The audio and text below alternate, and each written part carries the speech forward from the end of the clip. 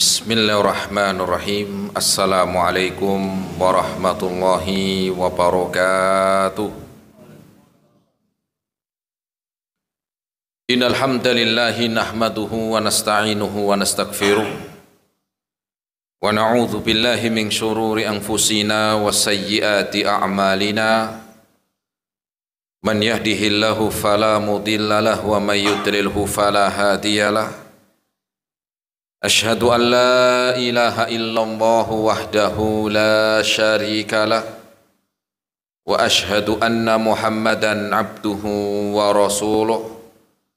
Qala Allah Ta'ala fi kitabihil karim, ya ayyuhalladzina amanu taqullaha haqqa tuqatih wa la tamutunna illa wa antum muslimun. Ma'asyiral muslimin, jamaah bapak-bapak dan ibu-ibu, ikhwan wal akhwat rahimani Allah wa iyyakum jami'an. Alhamdulillah, kita bersyukur kepada Allah Subhanahu wa taala di kesempatan malam hari ini kita masih diberikan kesehatan, taufik dan hidayahnya. Semoga amal ibadah kita Allah Subhanahu wa taala menerimanya, dan semoga ilmu yang kita dapatkan bisa kita amalkan sebagai bekal untuk menghadap kepada Allah Rabbul Alamin. Kemudian salawat dan salam kita sampaikan kepada Nabiullah Nabi Muhammad sallallahu alaihi wasallam beserta keluarganya, para sahabatnya dan umatnya sampai hari kiamat nanti. Jamaah rahimani Allah wa iyyakum jami'an. Kita melanjutkan kembali di dalam kajian rutin di Rifdatus Sunnah dengan bahasan dari kitab Qawaid Qur'aniyah, kaidah-kaidah yang diambil dari ayat-ayat di dalam Al-Quran. Kitab yang ditulis oleh Syekh Umar Al-Muqbil hafizahullahu ta'ala. Dan kita malam hari ini akan mengkaji kaidah yang ke-31. Kaidah yang ke-31.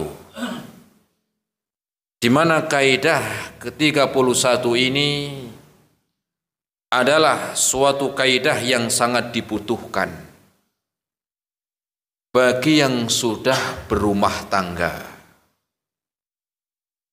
ataupun yang belum berumah tangga, sebagai ilmu dan bekal, atau yang mau menikah sebagai persiapan, atau yang sudah pernah berkeluarga agar tidak terulang kembali. Kaidah yang dimaksud adalah kaidah yang Allah Subhanahu wa taala sebutkan di dalam Al-Quran dalam surat An-Nisa ayat yang ke-19.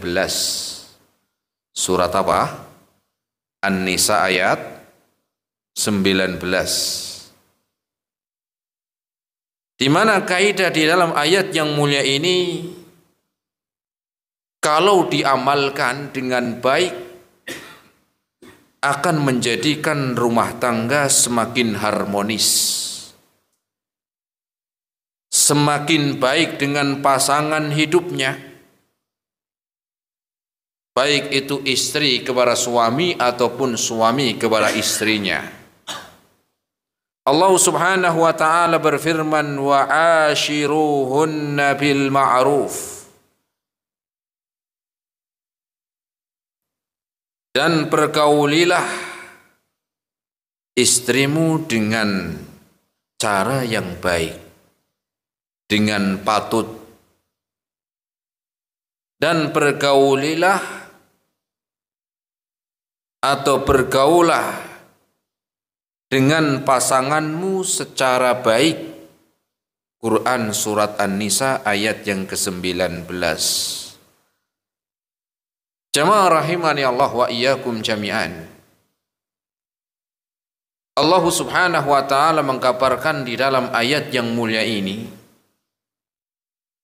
tentang ilmu di dalam berumah tangga. Baik itu yang sudah berkeluarga ataupun pernah berkeluarga, ataupun yang mau berkeluarga atau yang belum persiapan dan bekal. Kenapa demikian? Karena segala sesuatu dibutuhkan ilmu.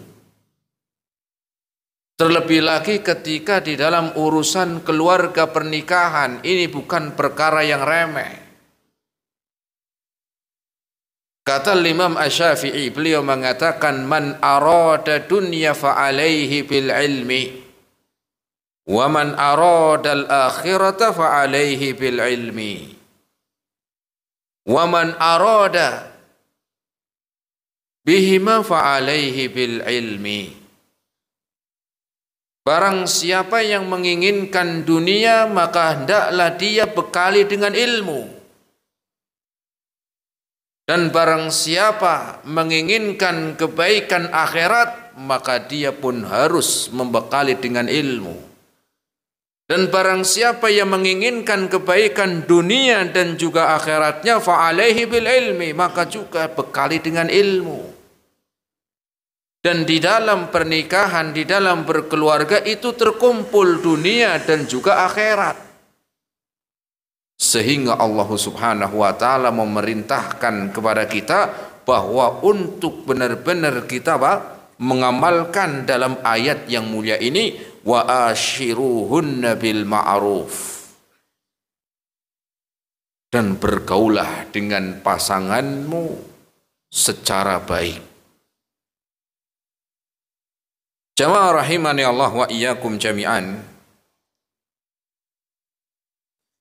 Adapun sebab turunnya ayat yang mulia ini. Sebab apa? Turunnya ayat ini. Asbabun nuzul. Kalau hadis asbabul wurud. Dahulu kebiasaan kaum Quraisy atau kebiasaan dari jahiliyah, kebiasaan dari kaum jahiliyah sebelum datangnya Islam, mereka apabila ada seorang suami meninggal dunia, entah meninggalnya kenapa sakit ataupun meninggal karena yang lainnya, yang penting meninggal suaminya, maka kebiasaan jahiliyah kala itu istrinya itu menjadi warisan. Istrinya jadi warisan. Warisan untuk siapa? Untuk keluarga suaminya. Jadi dulu namanya warisan bukan cuman harta, bukan cuman apa? Emas. Orang juga jadi warisan, itu orang ya, orang jahiliyah kala itu demikian. Ya. Kalau seorang suami meninggal dunia, maka istrinya itu jadi warisan untuk keluarga suaminya. Ya. Mereka boleh menikahi dari keluarga suaminya,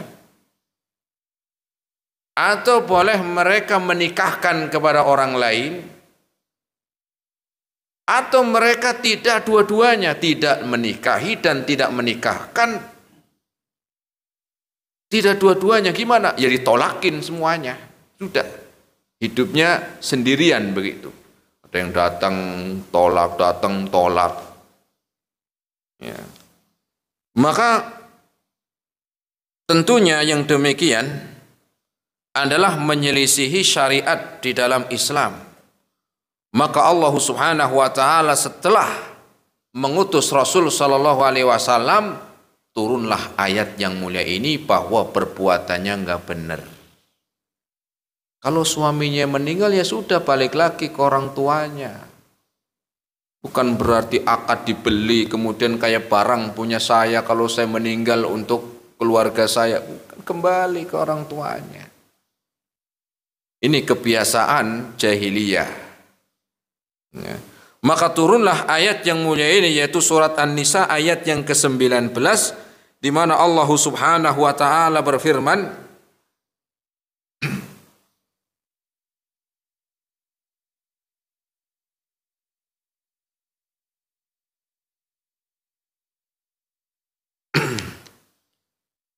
dalam surat An-Nisa,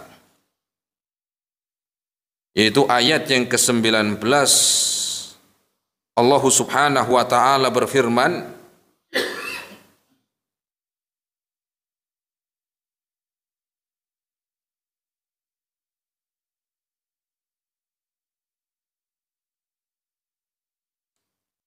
ayatnya tadi,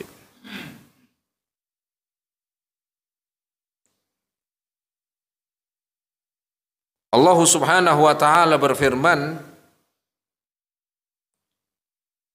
Ya ayyuhalladzina amanu la yahillu lakum an tarithun nisaa karha wa la ta'duluhunna litadhhabu bi ba'di ma ataitumuhunna illa ayyatina bi fahishatin mubayyinah wa ashiruhunna bil ma'ruf fa in karihtumuhunna fa asa an takrahu syai'aw wa yaj'alallahu fihi khairan katsira.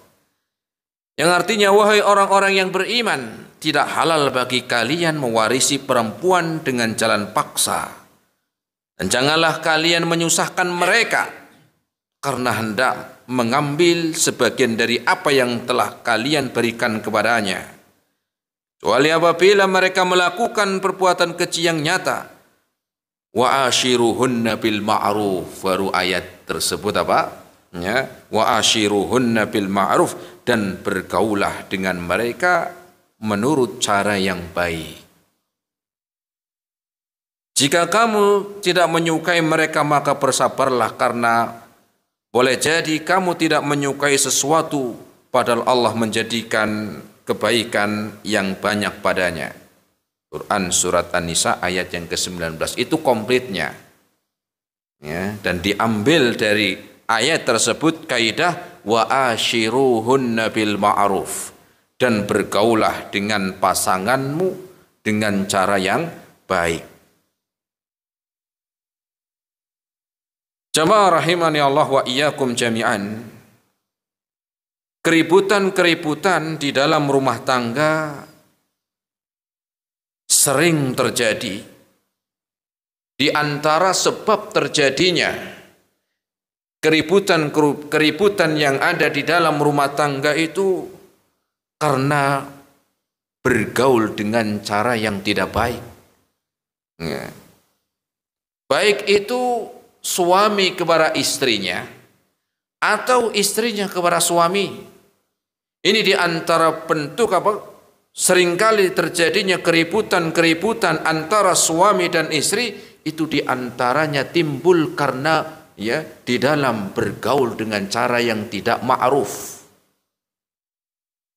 Baik itu suaminya ke istri atau sebaliknya istrinya ke suami. Sehingga pembahasan permasalahan seperti ini sangat penting. Dan bukan jaminan orang yang sudah menikah 20 tahun, oh berarti sukses, dia lancar kehidupannya. Belum tentu. Nggak ada jaminan. Ya. Oh karena ini rumah tangganya sudah lama, oh berarti ini apa? Ya, berjalan dengan baik. Belum tentu. Ada yang memang orang-orang bertahan karena terpaksa. Karena terpaksa ada. Saya sebenarnya sudah nggak kuat saya sama suami. Sudah sakit batin. Gitu. Tapi ya gimana kalau saya bercerai? Sedangkan anak-anak ini butuh apa? Ya butuh kasih sayang seorang bapak. Kemudian juga harus ada yang bertanggung jawab menafkahi. Sehingga saya mikir ke situ, saya nggak berani. Sudahlah, mungkin ini sudah menjadi nasib saya. Sama dengan suaminya, sebenarnya saya sudah berat ini punya istri model begini. Tapi ya gimana lagi? Kalau kita harus kita bercerai, kalau harus dicerai gimana anak-anak siapa yang rawat? Melihat orang lain punya ibu tetapi ini nggak ada ibunya. Kemudian siapa yang mau ngurusin, tapi saya sebenarnya berat. Sudahlah, mungkin ini nasib saya. Sehingga jamaah rahimani Allah wa iyyakum jami'an. Maka ya, banyak dari yang terjadi di dalam rumah tangga itu ya seringkali muncul dari karena akhlak yang kurang baik. Di dalam bergaul yang tidak baik. Makanya Rasul sallallahu alaihi wasallam di dalam haji wada. Haji wada ini haji terakhir Rasul. Memang Rasul sekali. Ya. Di mana ketika haji wada Rasul sallallahu alaihi wasallam berkhutbah di padang Arafah. Di mana ketika itu berkumpul pertemuan akbar manusia kala itu. Ya, hajinya Rasul ketika itu diiringi kurang lebih 114.000 manusia kala itu. Isi khutbah diantaranya yang Rasul sampaikan di haji wada di padang Arafah itu menyinggung permasalahan suami istri. Itu menyinggung permasalahan yang seringkali terjadi antara suami dan istri. Kira-kira Rasul membahas di padang Arafah, di haji wada. Di situ pertemuan akbar manusia yang sedang menunaikan haji. Dan disinggung masalah ini. Kira-kira penting apa remeh jemaah? Kira-kira lah. Penting. Tetapi sayangnya banyak orang yang meremehkan. Rasul sampai menyinggung dalam lagi haji. Ya, menyinggung tentang permasalahan yang bergaulnya antara pasangannya, antara suami dan istri. Apa kata Nabi sallallahu alaihi wasallam dalam khutbahnya yang disebutkan di dalam hadis riwayat Imam Muslim? Rasul sallallahu alaihi wasallam bersabda, "Ittaqullaha." Wahai orang-orang mukmin, wahai orang-orang muslim, ittaqullaha. Bertakwalah kalian kepada Allah. Ngomong di 100.000 orang lebih jemaah. Ya. Rasul ngomong di depannya 100.000 orang lebih. Ittaqullaha fin nisa. Takutlah kalian kepada Allah Subhanahu wa taala di dalam berbuat buruk kepada para wanita, para istri kalian. Fa innakum akhadtumuhunna bi amanatillah. Sesungguhnya kalian mengambil mereka dengan amanah yang Allah telah titipkan kepada kalian. Allah menitipkan. Jaga nih maknanya begitu. Ya, kenapa? Karena sebelumnya sama orang tuanya kalian telah mengambil atas amanah yang Allah telah titipkan kepada kalian. Wastahlaltum furujahunna bi kalimatillah. Dan kalian telah menghalalkan kemaluannya dengan kalimat Allah Subhanahu wa taala. Wa in lakum alaihinna alla yuti'na furushakum ahadan takrahunahu fa in fa'alna dzalika fadribuhunna darban ghairu mubarrih. Jika kalian mendapati perbuatan yang kalian tidak sukai, disebutkan yang tidak disukai ini ya maknanya sebagaimana disebutkan para ulama, dijelaskan jika suaminya memesan jangan memasukkan laki-laki ke rumah ya. Kemudian suaminya kerja ini ya istrinya memasukkan laki-laki tanpa sepengetahuannya, entah tamu entah apa, bukan berzina, enggak berzina. Mungkin ada keperluan apa, ya, entah orang nawarin apa, entah nyeles apa, begitu. Bukan berzina. Suaminya tahu marah, kan sudah saya bilangin jangan masukin orang ke rumah laki-laki, nggak boleh. Saya ingetin begitu. Ya. Apa kata Rasul? Fa in fa'alna dzalika fatribuhunna darban ghairu mubarrih. Maka kalau dia melakukan yang demikian, maka didik mereka. Apa dengan didikannya? Fatribuhunna, pukul. Tapi bukan pukul yang apa? Yang jadi apa? Jadi biru begitu, bukan. Apalagi bekas pukulannya jadi apa? Hitam lagi. Bukan biru lagi, jadi hitam, bukan. Tetapi darban ghairu mubarrih. Pukulan yang tidak menyisakan, meninggalkan bekas. Bukan mencidrai. Disebutkan mukulnya itu pakai apa? Mukulnya itu pakai batang siwak. Batang siwak kayak pulpen yang jenengan itu, ya segitu. Ya. Pukul di mana? Bukan di mukanya, ini bukan. Muka yang nanti. Ya. Tapi pukul di telapak tangannya. Ya, kalau segede pulpen itu kan kecil. Ya, tidak meninggalkan bekas. Ya, pukulkan. Ya, ini pukulan yang mendidik maknanya. Ya, bukan malah mukul kayak di ring tinju. Kadang-kadang ada tuh suami begitu. Ya, istrinya dikaplokin. Ya, dikaplokin dia macem-macem.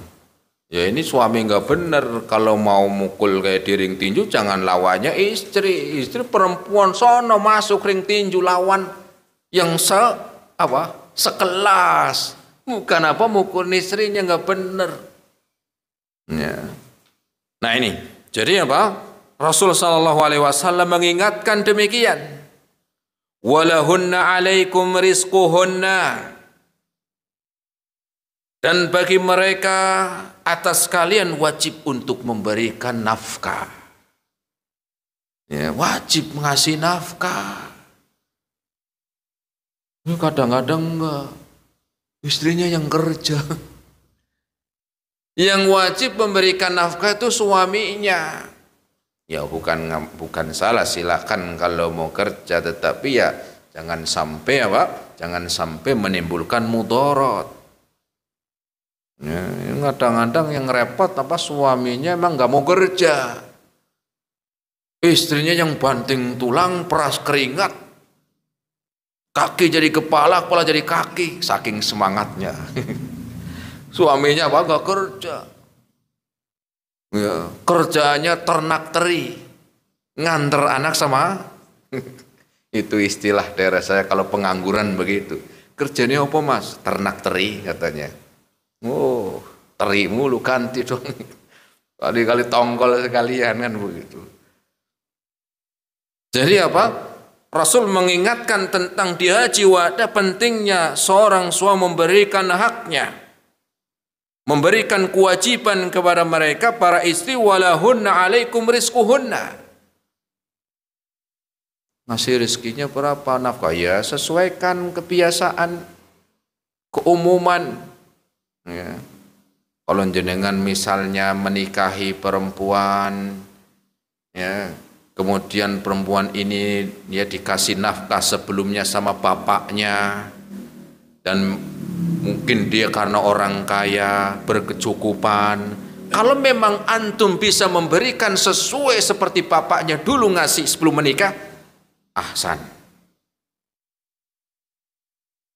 Loh, kalau saya nggak bisa memberi segitu, namanya orang kaya kita, ya itu juga apa-apa sesuai kemampuan. Tapi kalau sesuai dengan kebiasaannya dia. Ya. Begitu. Kadang orang kan kebutuhannya beda-beda karena dulu orang kaya, orang tuanya kaya. Kalau umumnya orang sekarang untuk kehidupan, untuk makan sehari, ya untuk keperluan 100.000, dia mungkin 300.000. Kalau memang itu mampu, nggak masalah. Tapi juga melihat yang keduanya, kalau memang nggak mampu ya sesuai kemampuannya. Ya. Walahunna alaikum rizquhunna, maka ya bagi kalian wajib untuk memberikan rizki. Ya, untuk memberikan nafkah. Bukan malah sebaliknya. Yang repot kadang-kadang udah istrinya suruh kerja, duitnya diambil buat makan, suruh ngutang buat bayar kontrakan lagi. Wah, beban berat ini. Ya, ini tidak ma'ruf begini nih. Yang sehingga ketika itu timbullah keributan. Sampai ini gimana lagi-lagi kerja sana. Wah, suami merasa dijatuhkan harga dirinya gitu. Kalau jatuh ya ambil aja. Kalau harga dirinya jatuh ya ambil aja. Enggak terima, marah juga, ribut itu. Ya, apalagi suaminya yang kerja cuma ngomongin anak, istrinya yang kerja. Ya. Jangan. Ya, mana wibawahnya? Wibawa sebagai seorang suami mana? Ya. Walaupun di luar kerja berat, enggak masalah, sudah yang penting istri sudah di rumah. Ngurus anak, ngurus rumah. Ya. Karena seringkali, apalagi kadang-kadang kalau penghasilannya istri lebih jauh lebih besar, itu juga bisa menimbulkan lagi. Yang pertama tadi, istrinya apa? Yang kerja, ini kan dia merasa. Apalagi kalau sama-sama kerja yang terkadang penghasilannya lebih besar, ini pun kadang-kadang membuat keributan. Ribut dikit, apa sampean mas? Di sini modal kolor doang. Misalnya, karena merasa apa? Merasa penghasilannya jauh lebih besar. Ya.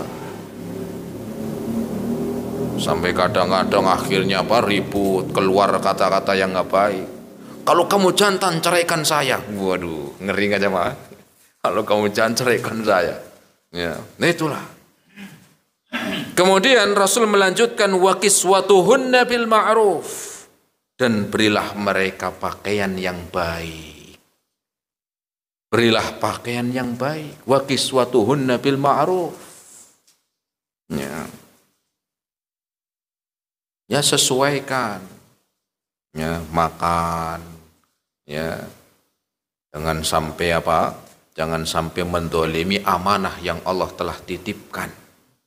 Jangan sampai menzalimi yang Allah Subhanahu wa taala telah titipkan.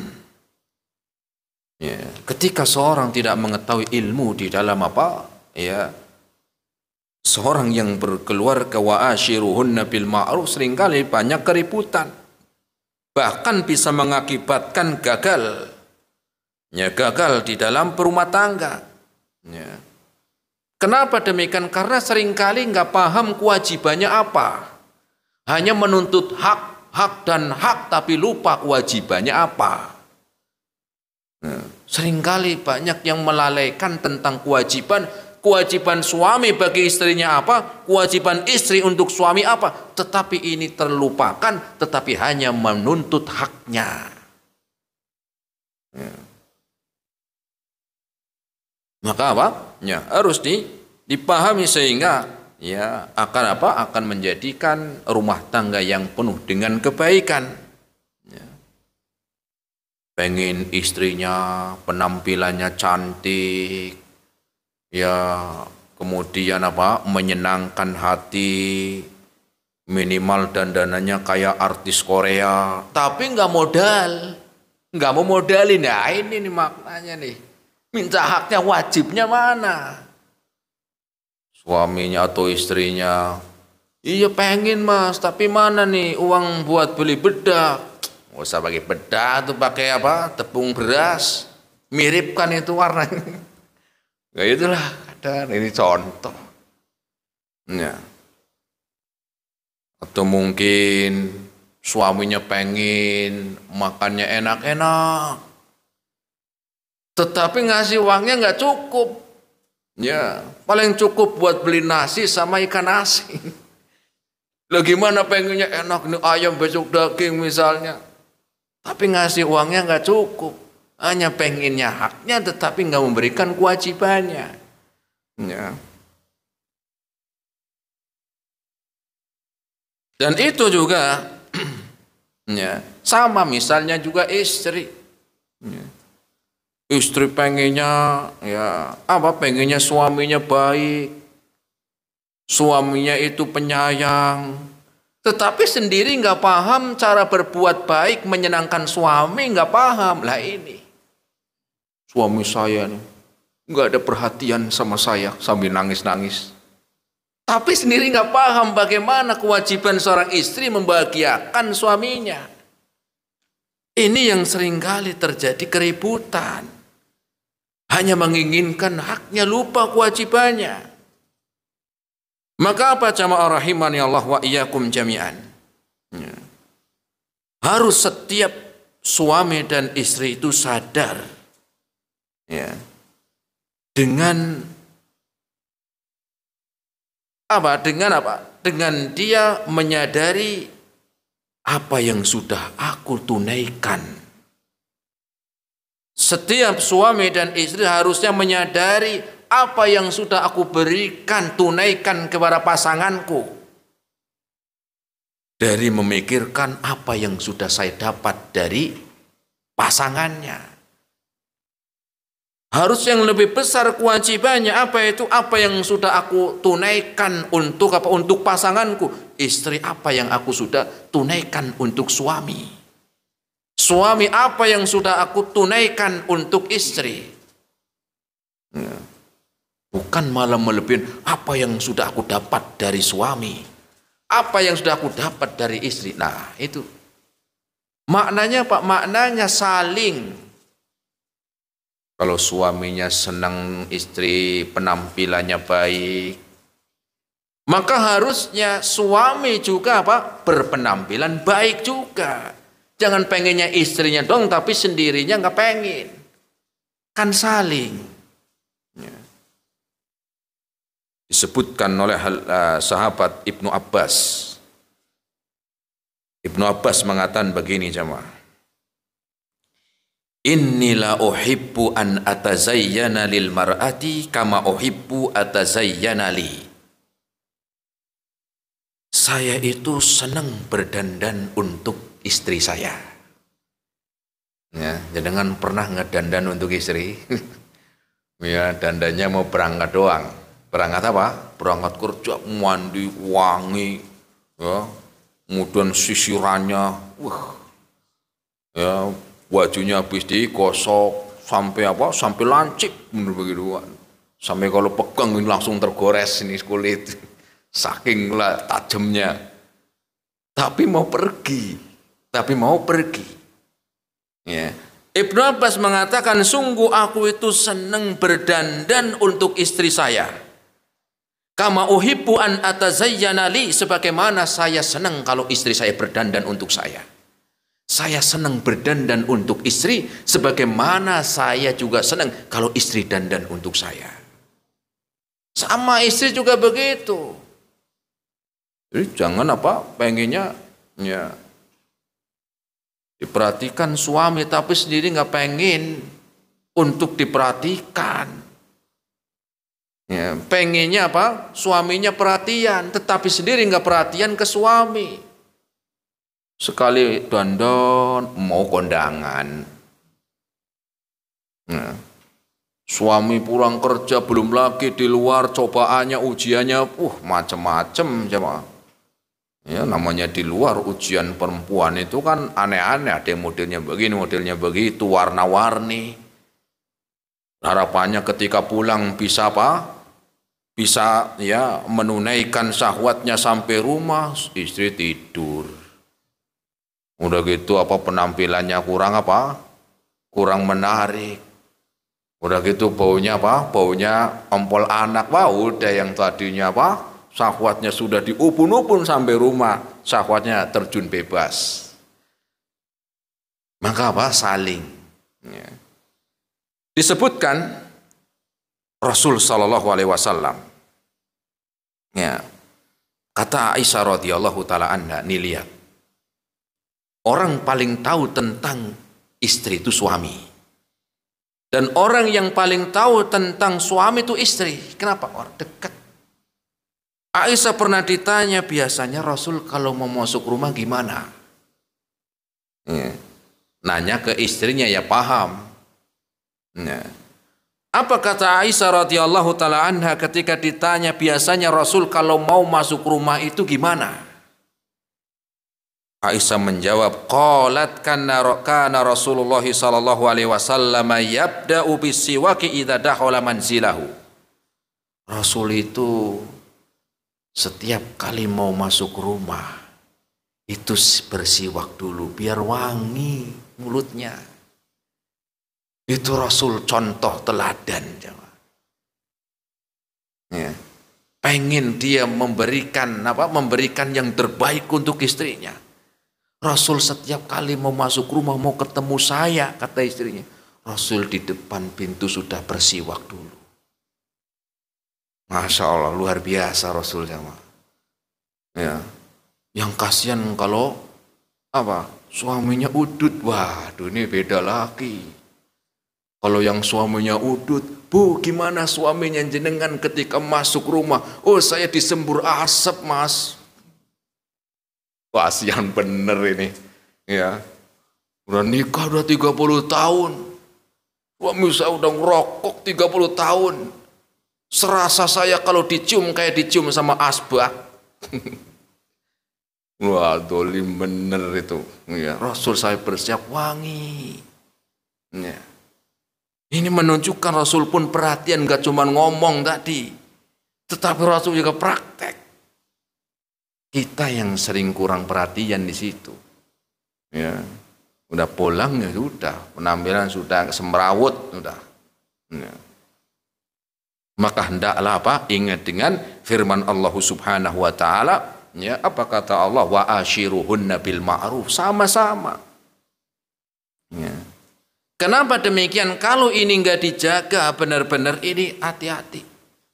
Disebutkan dalam hadis Nabi sallallahu alaihi wasallam. Ya. Dalam riwayat Imam Muslim, Rasul sallallahu alaihi wasallam bersabda, "Inna iblisa yad'u arsyahu 'alal ma'." Iblis itu punya singgasana di atas air. Ini Rasul yang menyampaikan. Summa yab'atsu saraya. Itu setiap hari iblis menyebar pasukannya. Setiap hari, mungkin tiap pagi itu nyebar pasukannya. Pasukan, siap, begitu semuanya. Disebar untuk apa? Untuk membuat fitnah, membuat keburukan kepada manusia. Kemudian nanti ada setiap hari yang mereka lapor. Di setiap setiap waktu yang sudah ditentukan, mereka ada laporan. Paginya disebar, nanti laporan, sudah prestasinya ngapain nih, hari ini sudah buat apa.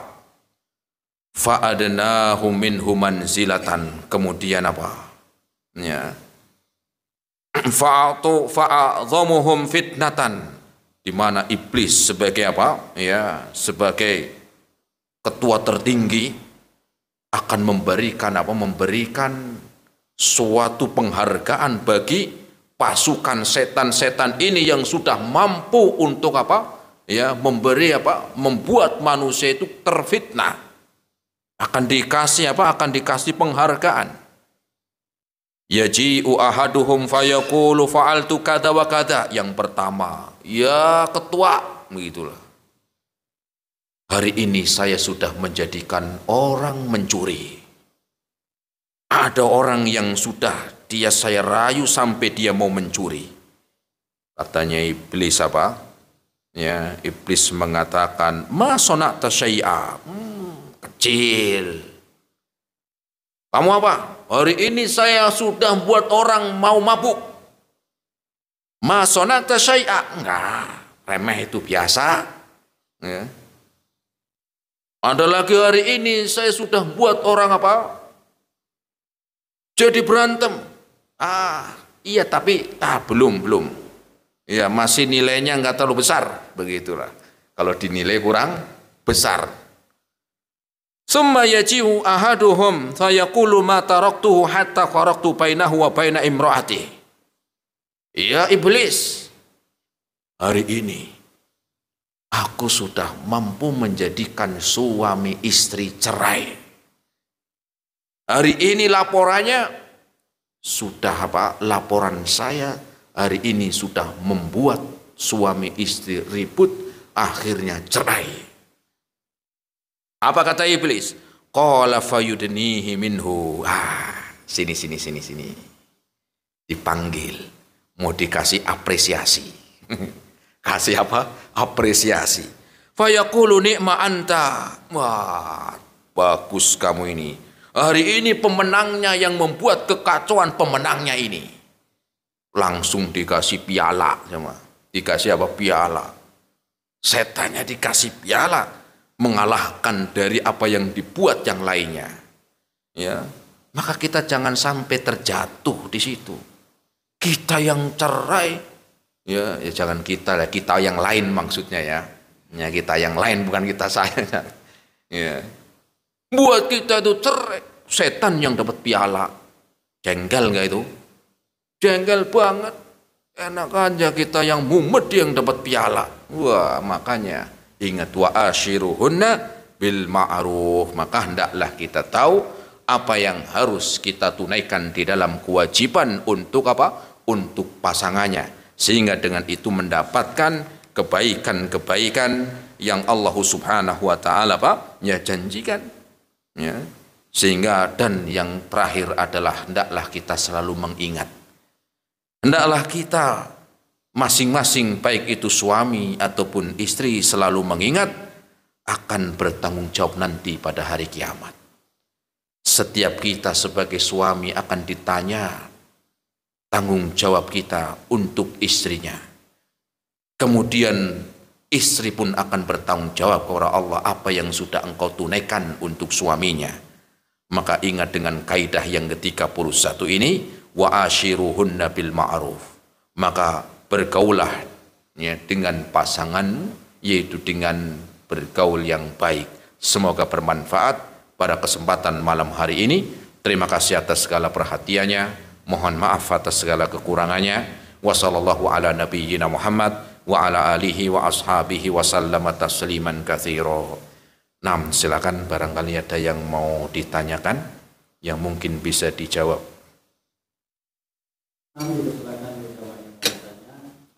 Bismillah.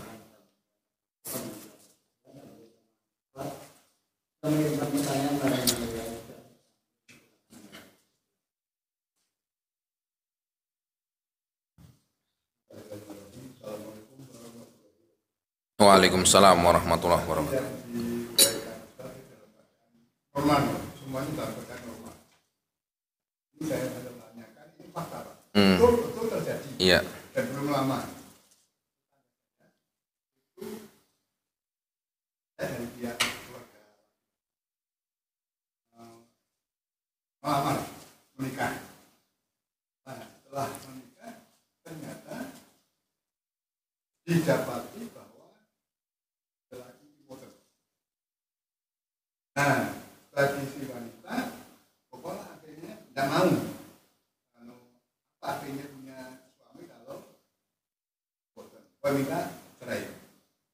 Karena bapaknya menyerahkan kepada keputusan anaknya. Ibunya yang menangis terus. Jadi dia merasa ya menderita karena anaknya mengalami hal yang demikian. Terus kita sebagai sesama muslim, bagaimana sikap kita? Berdasarkan hukum Islam. Terima kasih. Wassalamualaikum warahmatullahi wabarakatuh. Waalaikumsalam warahmatullahi wabarakatuh. Bagaimana tentang seorang istri meminta cerai ketika mengetahui suaminya ya memiliki penyakit ya impoten gitu ya Pak? Pertama, diketahui itu impoten ini apakah sudah pasti atau memang belum, memang dia benarnya sehat normal tapi memang belum diberi apa? Diberi rezeki dengan apa? Dengan anak. Ya, keduanya apa memang setelah ini sudah periksa sana sini memang ini sudah pasti. Oh ya ini jenengan kayaknya nggak punya anak Mas. Ya.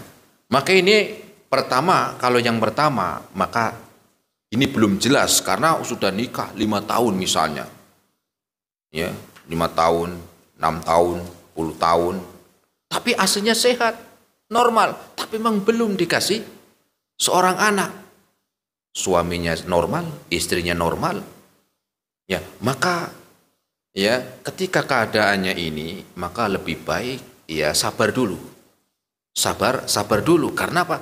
Ini ya belum jelas apa penyebabnya. Karena ada orang yang menikah 5 tahun baru punya anak, ada nggak? Ada. Saya punya teman itu nikah baru punya anak itu ketika sudah 8 tahun. 8 tahun itu kalau nggak sabar ya malas juga. Ya. Ada begitu. Ya. Kemudian ini yang pertama. Maka ketika kalau keadaannya memang masih ini belum jelas dan ketika diperiksa ya aman, lancar, normal, sehat, maka utamanya jangan. Kenapa? Karena nggak ada jaminan seandainya udah masa cerai aja mas, saya mau cari. Belum tentu sama yang lain juga punya anak. Beda ketika yang kedua. Memang ini sudah divonis ahlinya. Ya di ahlinya ini dokter. Soal periksa sana hasilnya sama, periksa situasinya sama, sudah berusaha ya sama aja. Ya. Maka ini diberikan pilihan. Boleh bagi seorang istri ketika memang keadaan yang dua ini, ya dia boleh. Kenapa? Ini diantara ya karena tujuan menikah diantaranya ya itu ya punya anak, ya tersalurkannya syahwat. Gimana kalau sama seperti itu? Maka diberi ya pilihan. Kalau memang mau bareng bertahan, ya semoga itu menjadi amal soleh sebagai bentuk berbakti kepada suaminya, apalagi suaminya itu baik, ya. Belum tentu juga dia nikah lagi cerai kemudian nikah lagi seorang, belum tentu baik sama yang pertama. Ada ya ada cerita juga, saya diceritain teman begitu ya, nikah karena nggak punya anak berapa tahun gitu kan, istrinya nggak mau, akhirnya pengennya cerai ya. Setelah nikah lagi benar punya anak ya, setelah punya anak suaminya kena kasus penjara nggak tahu berapa lama, itu ada begitu ya. Maka ya ini yang keduanya, kalau memang dia meminta untuk berpisah, maka ya nggak masalah, karena memang ini bukan bukan alasan yang ini adalah alasan yang syar'i, dibolehkan. Ya memang ujiannya begitu. Kalau suaminya yang normal, suami yang sehat, istrinya mungkin yang bermasalah, mungkin cepat-cepat, wah sudah setahun kamu belum punya anak, udahlah saya nikah lagi. Tapi bagi istri nggak gampang loh, nggak gampang. Kalau suaminya gampang aja, baru malah nggak nyampe setahun, baru sudah 2 bulan loh kamu masalahnya, wah langsung sudah saya. Ya tapi beda ketika itu terjadi pada suami, berat. Makanya di sana disebutkan ya intinya boleh dia memilih, boleh untuk memilih. Ini keadaan yang kedua. Allahu a'lam bishawab. Nah, gitu Pak. Nah. Ini fakta Pak. Oh, ada ya Pak, fakta begitu ya Pak ya. Karena baru proses untuk menyelesaikan belum. Tapi iya, tapi memang perlu kita ketahui bahwa ya diantaranya Allah Subhanahu wa Ta'ala di dalam takdirnya itu adalah memiliki hikmah. Rasul bersabda, innallaha la yaqdi lil mu'mini qada'an illa kana khairan lah. Tidaklah Allah mentakdirkan sesuatu apapun bagi ya hambanya sampai dalam masalah seperti ini kecuali ada hikmahnya. Ada hikmahnya yang kita mungkin nggak tahu. Yang mungkin kita nggak tahu apa hikmahnya, tapi Allah tidak mentakdirkan setiap takdirnya bagi seorang hamba kecuali itu baik. Mungkin Allah mudahkan, mungkin dia ya ketika misalnya belum punya anak atau nggak punya anak, tetapi mungkin Allah mudahkan dalam dia memilih, mudah mencari harta. Dia ibadahnya lewat sana, macam-macam. Allah akan memberikan memberikan yang terbaik. Ya, memberikan terbaik. Kemudian juga ada hikmah. Allah lebih tahu barangkali kalau punya anak dia nggak selamat, bisa. Lihat dia orang yang punya anak di penjara, lihat anak yang narkoba, lihat anak orang yang membunuh. Maka ketika dia lihat begitu bersyukur. Kenapa enggak setiap orang yang punya anak itu mampu untuk memberikan yang terbaik, sehingga Allah ketika belum memberikan apa? Amanah. Ingat, jangan sampai suudzon, tetapi husnudzon kepada Allah. Iya. Ya. Apa contohnya di antara yang kita lihat Khidir ketika apa? Ya, ketika membunuh anak kecil. Khidir ceritanya kan dalam Al-Qur'an ada tentang Khidir dan Nabi Musa. Kan dibunuh dulu anak kecil ini. Orang mikirnya apa? Anak kecil dibunuh nggak bener. Ya orang tuanya itu nanti yatim gini kan. Tetapi Allah dalam apa? Dalam takdirnya itu Allah yang memerintahkan. Ya, karena ini apa? Khidir, kisahnya ma'ruf. Ya. Ternyata apa? Allah lebih tahu kenapa orang ini, anak ini nanti ketika besar dia akan memaksa orang tuanya untuk murtad. Untuk murtad. Ya, tahu. Tapi ya kalau orang sekarang tahu dari mana ya enggak? Ini yang bunuh, kenapa bunuh? Ini saya kayak Khidir, yo ini enggak boleh. Dari mana kan begitu? Ya, ya. Jadi apa? Ingat bahwa takdir yang Allah berikan itu terbaik dan pasti ada hikmah sehingga kita selalu berhusnudzon kepada Allah Subhanahu wa taala. Allahu a'lam. Nah, gitu Pak. Jadi agama boleh. Ya dia minta boleh, karena ini adalah apa? Ya alasan yang diperbolehkan, alasan yang diperbolehkan. Tapi juga kalau mau bareng ya nggak masalah juga, nggak apa-apa. Ya. Nah.